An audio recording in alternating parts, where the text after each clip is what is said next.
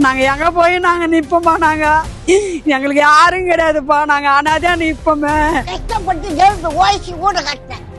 இன்னைக்கு வந்து எங்களை ஊரை விட்டு சட்டுறிய தகுவா விடுக்க செத்தாலும் சாவம கண்டி. ஒரே ஒரு புடி மண்ணு இந்த மண்ணு மேல ஆணையா இந்த மண்ணு நான் குடிக்க மாட்டேன். பசுமையான விவசாயத்தையும் பாசமான மக்கள் வாழ்க்கையையும் விமான நிலையம் என்ற பெயரில் அழிக்க துடிக்கும் திமுக அரசு. பரந்தூர் மக்கள் மீது கட்டமைக்கும் போலி பிம்பங்களுக்கு அளவே இல்லையா?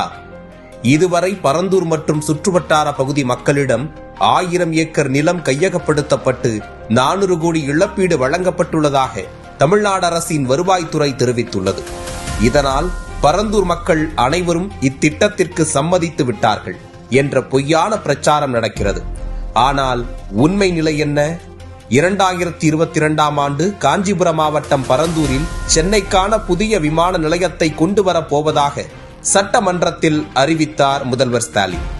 20 கிராமங்கள், கம்பன் கால்வாய், ஏகனாபுரம் ஓடை, நெல்வாய் ஏரி என பல்வேறு நீர்நிலைகள், ஈரநில நீர்த்தேக்கங்கள், மழைக்கால வடிகால்கள் என இயற்கை வளத்தின் அடையாளமாக இருக்கும் பரந்தூரை அழிக்க பார்க்கும் அரசின் எண்ணத்தை ஆரம்பம் முதலே எதிர்த்து வருகிறார்கள் விவசாயிகளும் அப்பகுதி மக்களும். இவ்வளவு இயற்கை வளமிக்க இடத்தை முதலில் காக்க வேண்டிய பொறுப்பு மக்களுக்கு முன் அரசுக்கு இருந்திருக்க வேண்டும். ஆனால் திமுக அரசு இயற்கை வளத்தை பாதுகாப்பதற்கு பதிலாக அதில் கொள்ளையடிப்பதில் மட்டுமே குறியாக இருக்கிறது என்று மக்கள் பேசி வருவதற்கு மற்றொரு உதாரணம் பரந்தூர். எனவே அரசுக்கு எதிராக கருப்பு கொடி போராட்டம் ஆரம்பித்து பல்வேறு வழக்குகள், பல்வேறு அடக்குமுறைகள், பல்வேறு அச்சுறுத்தல்கள் என 1200 நாட்கள் கடந்தும் மண்ணை காக்க வேண்டிய அந்த மக்களின் போராட்டம் தொடர்கிறது.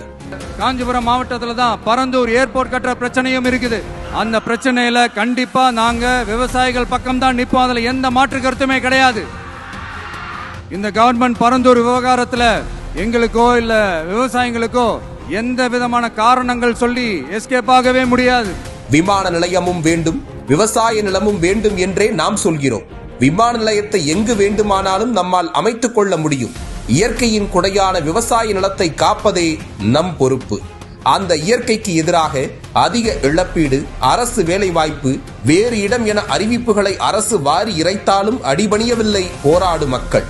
அப்படி இருக்கையில் குறிப்பிடும்படியான வெளியூர் மக்கள் அரசுக்கு கொடுத்த நிலத்தை வைத்து போலியான பிம்பத்தை கட்டமைத்து வரும் திமுக அரசுக்கு பரந்தூருக்காக உண்மையாக போராடி கொண்டிருக்கும் மக்கள் போராட்டம் விரைவில் பதில் சொல்லும்.